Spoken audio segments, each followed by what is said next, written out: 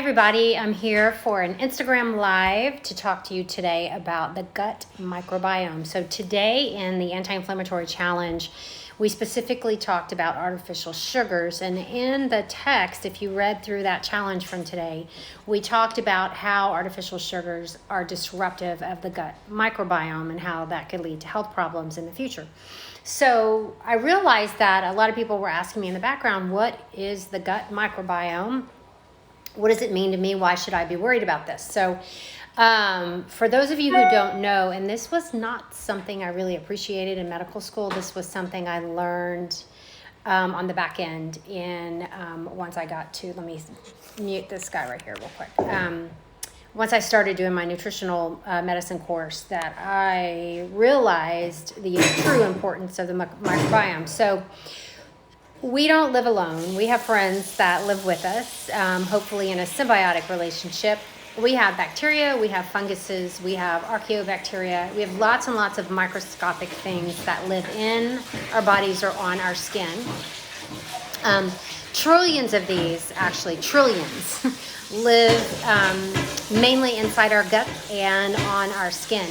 Most of the microbiomes in our gut or in our intestines are in a pocket of the large intestine called the cecum. And they are collectively referred to as the gut microbiome. So it's really cool that science has gone and, baby, can you do that later? Sweetie, it was loud. Thanks. Sorry, she was doing some dishes. There are 40 trillion bacterial cells, and there's 30 million human cells. So we're actually, as human beings, we're more bacteria than human. Fact. But there are over 1,000 species that are gut host, and this is normal. You want a diverse microbiome. And a healthy adult's microbiome stays pretty stable throughout their life. It's only in times of dysbiosis or in poor health states that we see disruptions in the microbiome. And we're starting, because this is kind of new science, we're starting to recognize patterns of dysbiosis in certain disease states outside of like gastroenteritis or diarrhea. So together, the microbiome in our gut alone weighs 2 to 3 pounds. That is as much as the human brain weighs. And it basically functions as another organ. You have to think of the gut microbiome as its own organ system, which to me is really, really fascinating. So how does it affect your body? So, we have evolved as a species to live with bacteria over millions and millions of years. Our gut microbiome affects us from the minute we're born. We pick up gut bacteria, we pick up bacteria through the birth canal, initially, and that begins the initial seeding. And for those of you who have newborns, over the course of 2 to 3 weeks, you can watch the baby poo, when you change your baby's diaper, go from that bright yellow millet seed looking stool to something a little more green, a little more brown, whereas their gut microbes are starting to become established and changing the constitution of the stool, because I think, if I remember correctly, roughly 25% of the weight of our stool of an adult is bacteria in itself. So I remember that from med school. That was one of those gross, kind of fascinating things we learned in medical school. So for babies, gut bacteria are really important in helping the babies to digest breast milk. There is a humongous link between your gut biome and in your immunity. And there's no secret that babies who are breastfed have stronger immune system than babies that are bottle fed because of this reason. We know that the gut microbiome also helps to control brain health as well. There's lots and lots of ways that this gut microbiome, for you to stay healthy and fully functioning, needs to be as healthy as possible. So remember, it helps control the digestion of your food. The bacteria will start breaking down certain products like fiber in the gut. It controls your brain, central nervous system, and immunity as well. So also there is a lot of data coming out on your weight. your weight and your microbiome. So having too many unhealthy microbiome can lead to disease. That should be no shocker. But there's a bunch of well-known studies that have come out that has shown that the microbiome between identical twins, one of who is obese and the other one who is healthy weight, is vastly different. Where you take identical twins with the exact same weight that is healthy, they have very, very similar gut biomes. So there's something to do with just being obese, and probably with what an obese person typically eats that is related to the health of the gut microbiome. So I just find all this so fascinating. So, definitely we know that there's a link between dysbiosis. So dysbiosis is a fast way to say unhealthy gut bacteria profile. Okay, there's thousands and thousands of species in there, but when and they act in this synergistic kind of form, but when you're in a disease state, you tend to have more bad bacteria versus the good healthy bacteria. So fortunately, there are probiotics that we can use to help restore the healthy state of the gut microbiome. So let's see. So they did do some studies with probiotics, giving obese people probiotics to try to get their gut microbiome healthier. They did show weight loss, but it wasn't hugely statistically significant. It was about 1 kilogram or 2.2 pounds just from doing that. That means they changed nothing in their diet, but they took probiotics to try to help regulate the gut microbiome, and they did see a little bit of weight loss. But however, the gut microbiome affects so many other states, and obese people are at super high risk for other diseases just because of their weight. Everything else being controlled the same. And so there could be something in this gut microbiome that is disrupted in the obese, that is also leading to maybe helping diabetes or heart disease or cancer or one of those things. So, of course, gut health, that means the ability of you to absorb nutrients, diarrhea, stomach cramps, bloating, all of that. You have dysbiosis, all of that's going to go out of whack. We know that. There's also something called Leaky Gut Syndrome, which disrupts the transmission of nutrients across the cell membranes in the gut to try to get the good stuff in, and you end up pulling in bad stuff with it. That's leaky gut. We know that we can definitely improve leaky gut by supplementing with lactobacillus and bifidobacteria. Now, those lactobacillus and bifidobacteria are added to some yogurts, and because they're fermented, some cheeses that are fermented, on purpose to try to promote probiotics. It's one of the reasons that I try to eat fermented yogurt, fermented, dairy 3 times a week or so, because it helps with the gut microbiome. That's the Mary Claire parfait. So,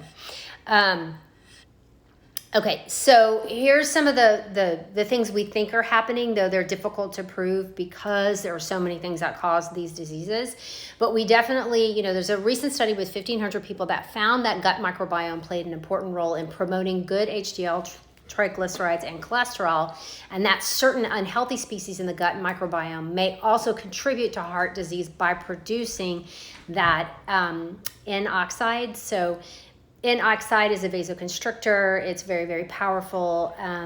It's an oxidative agent, and it's found to be dramatically higher in people with coronary artery disease. And so when you've got a gut profile that is producing excess nitric oxide, is not good for your heart muscle at all, okay? Let's see. Certain bacteria within the microbiome, I'm reading my notes, convert choline and L-carnitine, both of which are nutrients found in red meat and other animal-based food sources, to nitric oxide as well, which could also potentially increase the risk for heart disease. So, okay, but lactobacillus, when taken as a probiotic, can reduce your cholesterol levels. Yay. So here's some things that we know. The gut microbiome also helps control your blood sugar. So for those of you who are diabetic or have a family history of diabetes, pay attention. One recent study examined 33 infants who had genetically high risks of developing type 1 diabetes. It found that the diversity of the microbiome dropped suddenly before the onset of type 1 diabetes. So they tracked these kids over time and found that a number of unhealthy bacterial species increased just before the onset of type 1 diabetes. So another study found that even when people eat the exact same foods, their blood sugar could vary greatly. And they think that that's due to the different types of bacteria in your gut, how the bacteria are helping to break down the product, slowing the absorption, keeping your blood sugar more stable. We know that the gut microbiome affects brain health, because these species of bacteria can produce chemicals that are either helpers or hurters of our neurofunction. People with various psychological disorders have different species in their gut compared to people who don't have these psychological disorders. However, remember, everything with dietary habits and lifestyle, it's all linked, okay? So more information to make you want to eat things that are anti-inflammatory, want to avoid things that are pro-inflammatory, eat things that are rich in probiotics to help keep your gut as healthy as possible. So what can you do to improve your gut microbiome? Ta-da! Eat a variety and a diverse range of food. What does Dr. Haver say? Eat the rainbow. Remember that a diverse microbiome, the more diverse your diet is as far as the colors of fruits and vegetables and the whole grains and the legumes. Legumes and beans and fruit contain a lot of fiber, guys, and that is only going to help promote the growth of bifidobacteria, which is one of the best bacteria you want in your gut and super healthy. Eat fermented foods, okay? The Galveston diet is rich in fermented foods. Yogurt, but if you're dairy-free, you could do sauerkraut, you can do kefir. All contain healthy bacteria, mostly lactobacillus, and can reduce the amount of disease-causing species in the gut. Limit your intake of artificial sweeteners. These chemicals cause dysbiosis, okay? Like, what's wrong? It doesn't raise my blood sugar. I'm telling you, you are hurting yourself in the long run. Get off of sugar. If you need to take our sugar challenge to help you, get rid of that kick you're getting in your brain from your tongue being stimulated from the sweet receptor, which could be sugar, anything containing artificial sugars. Try to eat things that are prebiotics, fiber. Remember, I am a big fan of fiber. Galveston diet, I have a fiber source that has soluble and insoluble fiber to keep your gut as healthy as possible, to supplement only when you have a deficit of the 25 to 35 grams of fiber that you need to be eating in your diet every day. Eat whole grains. Whole grains contain lots of fiber and beneficial carbs like beta-glucan, which are digested by the gut bacteria. They decrease your weight, they decrease your cancer risk, diabetes, and other disorders. Eat foods rich in polyphenols. What's polyphenol, Dr. Haver? Well, that's a plant compound that's found in red wine, green tea, dark chocolate. So the big rich colors in food. Also in olive oil and whole grains. They show they're broken down by the microbiome to stimulate healthy bacterial growth. Consider a probiotic supplement. Try to get them as fresh as possible. Go to a local health food store. Talk to the owner. They usually, if it's one that's locally owned, they know what they're doing. The refrigerated ones are fresher. They don't have as many preservatives. And then only take antibiotics when it is absolutely necessary. Remember, we run to the doctor with every virus known to mankind. We don't need an antibiotic for most of them. When we take these antibiotics, we are disrupting the gut bacteria. It's killing the good with the bad. So I'm not saying never, but I'm saying try hard. And for sure, if you've got a cough and a cold and a runny nose, you probably don't need an antibiotic. You just need a decongestant. Okay.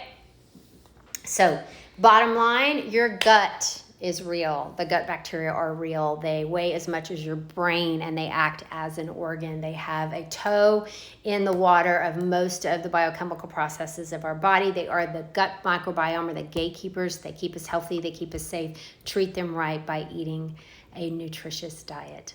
All right, guys, hopefully you learned something today, and we'll chat later.